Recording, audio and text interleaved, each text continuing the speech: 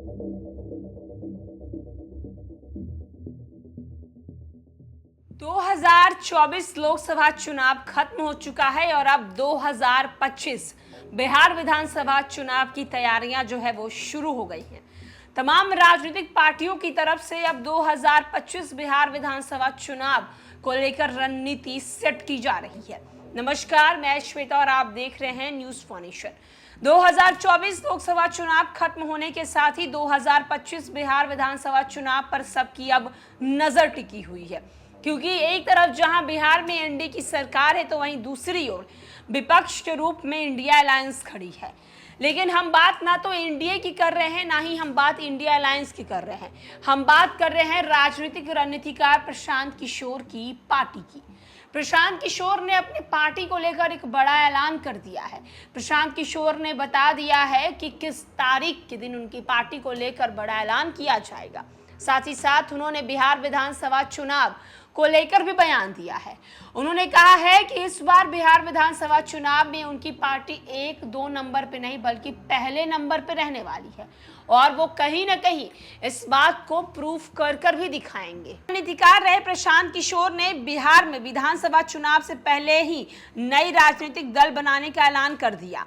पीके ने बताया है कि आगामी 2 अक्टूबर को जन सुराज अभियान को राजनीतिक दल के रूप में परिवर्तित कर दिया जाएगा। इसका नाम जन सुराज पार्टी होगा। प्रशांत किशोर जन सुराज अभियान के सूत्रधार हैं और बीते 1.5 साल में पूरे बिहार में पदयात्रा निकालकर जनसंपर्क कर रहे हैं। जन सुराज के चुनावी मैदान में आने से एनडीए और इंडिया गठबंधन दोनों की मुश्किलें बढ़ सकती हैं। उन्होंने दावा किया है कि आगामी विधानसभा चुनाव में जन सुराज जीतकर बिहार की सत्ता में आएगा।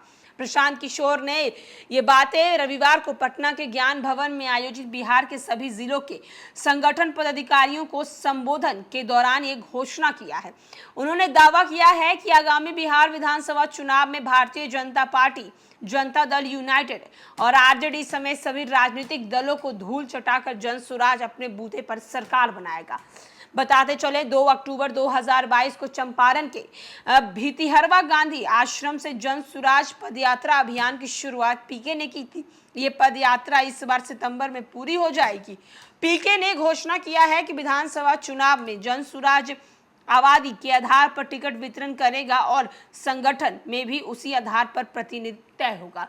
तो आप देख सकते हैं 2025 बिहार विधानसभा चुनाव आसान नहीं रहने वाला। फिर वो आरजेडी हो, जदयू हो, कांग्रेस हो या फिर बीजेपी हो या फिर एनडीए और इंडिया अलायंस की बात करें, क्योंकि इस बार कहीं ना कहीं बिहार की राजनीति में 2025 बिहार विधानसभा चुनाव बेहद ही अलग दिखने वाला है। क्योंकि हमेशा से कहीं ना कहीं अगर हम क्षेत्रीय पार्टी की बात करें और खास करके बिहार की बात करें तो यहाँ पे जदयू और आरजेडी ये दोनों हमेशा आमने सामने खड़े रहते हैं। लेकिन इस बार समीकरण बिल्कुल बदल चुके हैं।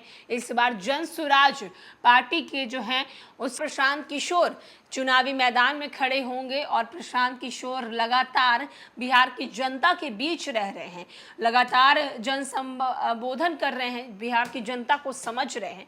ऐसे में कहीं ना कहीं एनडीए और इंडिया अलायंस के लिए मुश्किलें बढ़ सकती हैं।